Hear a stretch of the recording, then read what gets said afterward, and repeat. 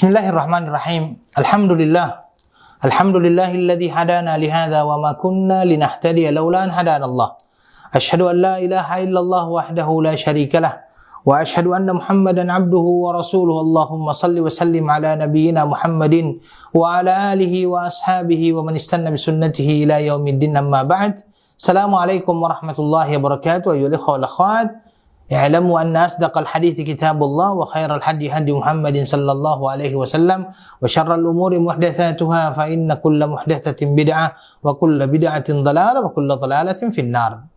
Para pendengar yang semoga dimuliakan oleh Allah Subhanahu wa taala, ikhwan wal akhwat rahimani wa rahimakumullah jami'an. Alhamdulillah, kembali kita dipertemukan oleh Allah Subhanahu wa taala pada kesempatan kali ini, dan semoga Allah Subhanahu wa taala senantiasa menjadikan kita dalam golongan hamba-hambanya yang bersyukur. Salawat dan salam kepada Nabi kita Muhammad sallallahu alaihi wasallam yang telah memberikan kepada kita dan menunjukkan kepada kita jalan yang diridhai oleh Allah Subhanahu wa taala. Semoga kita dapat melangkahkan kaki kita di atas jalan yang diridhai oleh Allah Subhanahu wa taala tersebut. Ayyuhal ikhwah wal akhwat rahimani wa rahimakumullah jami'a. Pada pertemuan kita kali ini, kita akan melanjutkan pembahasan kita dalam kitab Bulughul Maram, dan kita sudah sampai di hadis yang ke-1286. 1286 masih dalam Kitabul Jami' bab Az-Zuhd wal Wara'. Taib, hadis ini adalah hadis dari Abi Hurairah radhiyallahu an. Qala Rasulullah sallallahu alaihi wasallam, min husni islamil mar'i tarkuhu ma la ya'ni. Rawahu Tirmidzi wa qala hasan. Dari Abi Hurairah radhiyallahu anhu bahwasanya Rasulullah sallallahu alaihi wasallam bersabda, di antara tanda baiknya Islam seseorang adalah ketika meninggalkan apa-apa yang tidak berguna baginya. Taib, hadis ini ya wal akhwat dikatakan sebagai hadis yang mursal, ya. Hadis yang mursal itu adalah hadis yang mana seorang tabi'in tidak menyandarkannya kepada sahabat tetapi langsung kepada Rasulullah sallallahu alaihi wasallam, sehingga ada yang hilang, nama sahabat tersebut hilang. Hanya saja ini yang disampaikan oleh Ibnu Rajab Al-Hambali dalam syarahnya terhadap Al-Arba'in An-Nawawiyah, tetapi beliau mengatakan bahwa ianya telah tersambung kepada melalui jalan Abi Hurairah radhiyallahu an. Al-Imam At-Tirmidzi sendiri menyatakan bahwa hadis ini adalah hadis yang termasuk hadis yang gharib.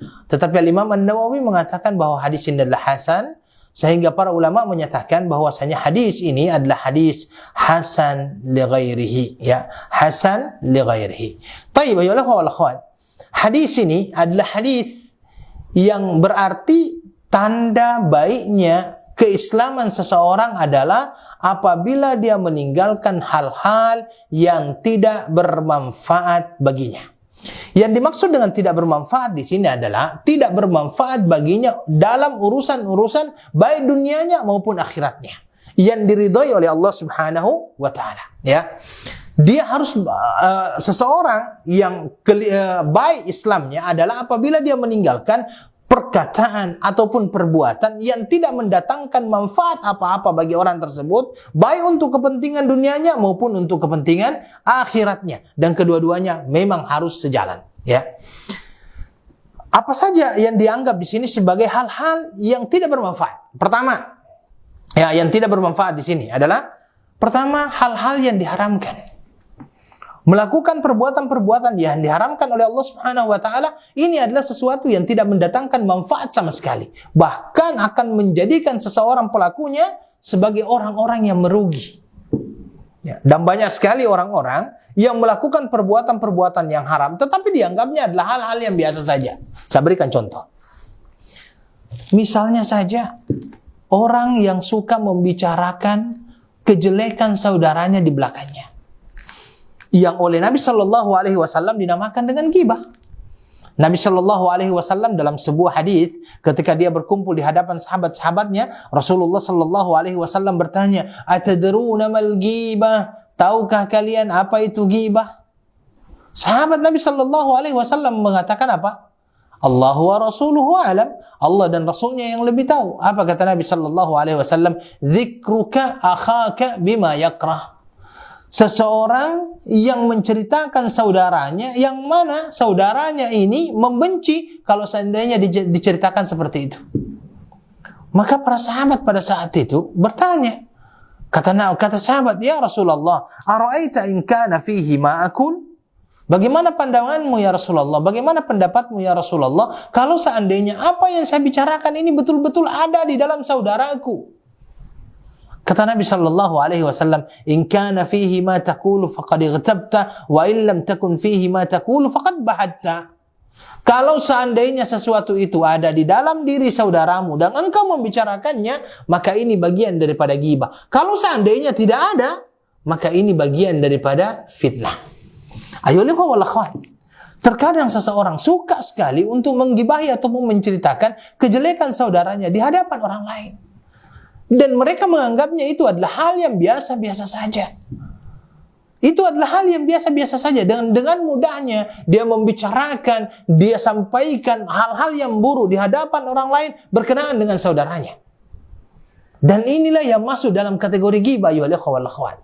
Karena itulah Rasulullah sallallahu alaihi wasallam ketika memberikan kepada kita betapa beratnya dosa ghibah ini yang mungkin dianggap oleh sebagian orang sebagai sesuatu yang biasa-biasa. Nabi sallallahu alaihi wasallam pernah datang dari rumahnya Safiyah, istri Rasulullah sallallahu alaihi wasallam. Safiyah radhiyallahu anha, sepulang daripada Safiyah, dia ke Aisyah radhiyallahu anha. Kemudian ditanya oleh Aisyah radhiyallahu anha, "Dari mana ya Rasulullah?" Kata Rasulullah, "Saya baru datang dari Safiyah."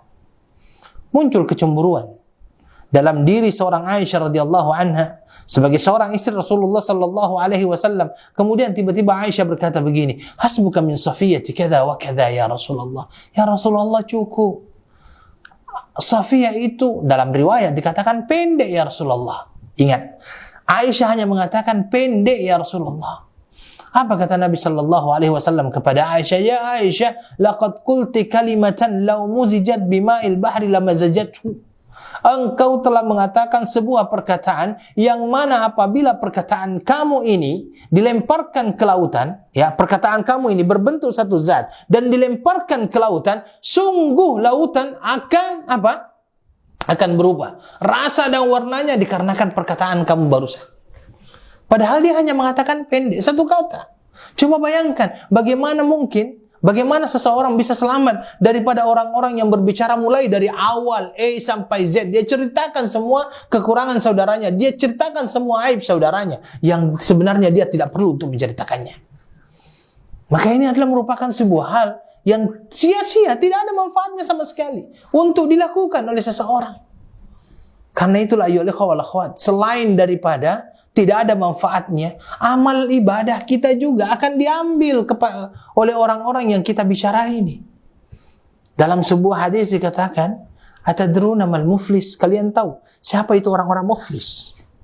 Sahabat berkata, menjawab pertanyaan Nabi, "Al-muflisu fina man la dirham lahu wala mal." Orang-orang muflis di antara kami ya Rasulullah yang tidak mempunyai dinar, tidak mempunyai dirham. Kata Rasulullah sallallahu alaihi wasallam, bukan itu orang-orang muflis. Siapa orang muflis itu? Kata Nabi sallallahu alaihi wasallam, orang-orang yang datang pada hari kiamat penuh dengan pahala puasa, penuh dengan pahala salat, zakat, semuanya amalan-amalan baik dia bawa. Tetapi ketika dia berada di hadapan Allah Subhanahu wa taala, banyak orang yang queue. Untuk apa? Untuk meminta pertanggungjawaban orang tersebut. Yang satunya mengatakan, "Ya Rasulullah, dia sudah menzalimiku. Ya Rasulullah, dia menceritakan kejelekanku. Ya Rasulullah, dia menggibahiku. Ya Rasulullah, dia mengambil hartaku tanpa izin kepadaku. Hari ini saya akan meminta pertanggungjawabannya." Kemudian akhirnya Allah memberikan perintah kepada malaikatnya, ambil kebaikannya, berikan kepada orang yang telah dia zalimi, yang telah dia gibahi, yang telah dia pukul, yang telah dia ambil hartanya, diambil kebaikannya. Kebaikannya habis hatta hafidat hasanatu. Kebaikannya habis dibagikan kepada orang-orang yang telah dia gibahi, zalimi, pukuli, diambil hartanya. Masya Allah, sangat celaka orang-orang yang apabila banyak pahala yang dia datangkan di hari kiamat, tetapi akhirnya habis dibagikan. Bahkan akhirnya ketika habis, masih banyak orang-orang yang meminta pertanggungjawaban terhadap orang tersebut. Dan akhirnya Allah memerintahkan kepada malaikatnya, ambil keburukan orang yang dia lakukan, yang dia zalimi tersebut, berikan kepadanya. Sehingga akhirnya keburukannya lebih banyak daripada kebaikannya. Dan karena itu dia masuk ke dalam neraka. Ini dikarenakan apa? Karena melakukan perbuatan-perbuatan yang diharamkan oleh Allah yang mungkin dia anggap itu adalah hal yang biasa. Ini adalah perkara yang tidak ada manfaatnya sama sekali, ya ikhwah. Yang kedua, wal mushtabihat. Melakukan perkara-perkara yang syubhat. Perkara-perkara yang sebenarnya mungkin tidak diterangkan, karena memang Nabi sallallahu alaihi wasallam menyatakan innal halala bayyinun wal harama bayyinun wa bainahuma umurun mushtabihatun la ya'lamuhunna katsirun minan nas. Halal itu jelas, yang haram itu jelas. Di antara yang halal dan haram itu adalah mushtabihat. Kalau seandainya Anda ragu-ragu terhadap hukum sesuatu dikarenakan itu belum ada hukumnya di zaman Nabi sallallahu alaihi wasallam, maka meninggalkannya lebih baik daripada melaksanakannya. Karena jangan sampai kita bermain-main dengan mushtabihat. Kemudian termasuk di antara hal-hal yang tidak bermanfaat adalah apa? Melakukan perkara-perkara yang makruh. Perkara-perkara yang makruh. Banyak sekali orang-orang yang menganggap remeh perkara-perkara yang makruh ini. Dan dia senantiasa mengatakan, makruh, makruh. Akan tetapi ingat ayolah walakhwat, ketika kita melakukan perkara-perkara yang makruh ini mendekati yang namanya haram. Dan selanjutnya, yang tidak ada manfaatnya adalah ada sesuatu yang mungkin mubah kita lakukan, tetapi tidak mendatangkan manfaat. Maka hal ini juga bagi seseorang muslim yang memang betul-betul sempurna Islamnya, baik Islamnya, hal-hal seperti ini dia tinggalkan. Hal-hal seperti ini dia tinggalkan. Kenapa dia tinggalkan? Karena memang tidak ada manfaatnya. Maka ayuhal ikhwah, sebelum kita melakukan satu amalan, maka pastikan bahwa amalan yang kita lakukan itu hukumnya apa? Hukumnya apa? Kalau ianya haram, tinggalkan. Mushtabihat dan kita belum jelas apa hukumnya, tinggalkan. Makruh kalau boleh, tinggalkan. Kalau seandainya dia mubah, pertimbangkan. Kalau yang tadi itu kan haram, tinggalkan. Mushtabihat, kalau memang belum jelas hukumnya, tinggalkan. Yang makruh-makruh, tinggalkan. Yang boleh, pertimbangkan. Bagaimana cara mempertimbangkannya? Ada manfaat atau tidak? Ada manfaat atau tidak? Yang mubah-mubah ini, pertimbangkan. Ada manfaat atau tidak? Kalau memang tidak ada manfaatnya, tinggalkan. Kalau ada manfaatnya, laksanakan. Lakukan. Karena itu adalah tanda baiknya Islam seseorang. Ketika dia meninggalkan apa-apa yang tidak mempunyai manfaat sama sekali. Contoh hal-hal yang mubah tetapi lebih baik ditinggalkan itu mungkin banyak bicara. Misalnya kan. Terkadang ada orang yang terlalu banyak bicaranya. Biasanya orang yang banyak bicara ini, biasanya juga kalau sudah kata penelitian lebih daripada 40 kata biasanya sudah ada dosanya. Wallahu alam. Tetapi ayolah ikhwah, kalau seandainya memang tidak bermanfaat, lebih baik diam. Makanya Nabi sallallahu alaihi wasallam di dalam sebuah hadis mengatakan apa? Man kana yu'minu billahi wal yawmil akhir falyakul khairan aw liyasmut. Kalau barang siapa yang beriman kepada Allah dan hari akhir, maka hendaklah dia berkata yang baik. Kalau dia tidak mampu untuk berkata dengan perkataan yang baik, diam. Jelaskan. Jelas di situ. Karena kenapa? Kita ingin memberikan manfaat kepada orang lain. Dan kita ingin mendapatkan manfaat untuk diri kita dari apa yang kita lakukan. Karena baiknya keislaman seseorang, ini dilihat dari sini nih. Min husni islamil mar'i tarkuhu ma la ya'ni. Baiknya Islam seseorang ketika dia meninggalkan apa-apa yang tidak bermanfaat baginya. Berapa banyak orang-orang yang menghabiskan waktunya untuk perkara-perkara yang tidak ada manfaatnya sama sekali. Yang tidak ada manfaatnya sama sekali. Termasuk diantaranya mencari-cari kesalahan orang lain, tetapi dia sendiri lupa dengan kesalahannya. Mencari-cari aib orang lain, tetapi dia sendiri lupa dengan aibnya. Mungkin saja aibnya lebih banyak daripada aib orang lain yang dia cari aibnya itu. Ini banyak. Habis waktunya hanya untuk mencari aib orang lain. Tetapi dia tidak pernah memikirkan aibnya sendiri. Segala sesuatunya dipost di mana-mana. Menceritakan kejelekan orang lain. Tapi dia terlupa kalau seandainya dirinya sendiri banyak aibnya. Sudahlah, tinggalkan apa-apa yang tidak bermanfaat. Karena apa-apa yang tidak bermanfaat itu tidak mendatangkan pahala sama sekali. Bahkan mungkin akan mendatangkan yang namanya mudarat terhadap diri seseorang. Orang-orang yang zuhud akan senantiasa belajar dari sebuah kesalahan. Ya. Baik.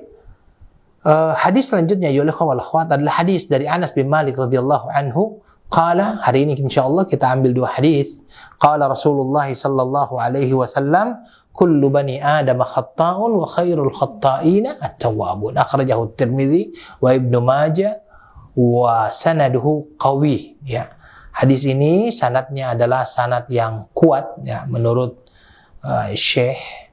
Qala Syekh Al-Iraqi fi takhrij hadits al-Ihya akhrajahu At-Tirmidzi wa wastaghrabahu wal Hakim sahha isnadahu min hadits Anas. Qultu fihi Ali bin Mas'adah dha'afahu Al-Bukhari.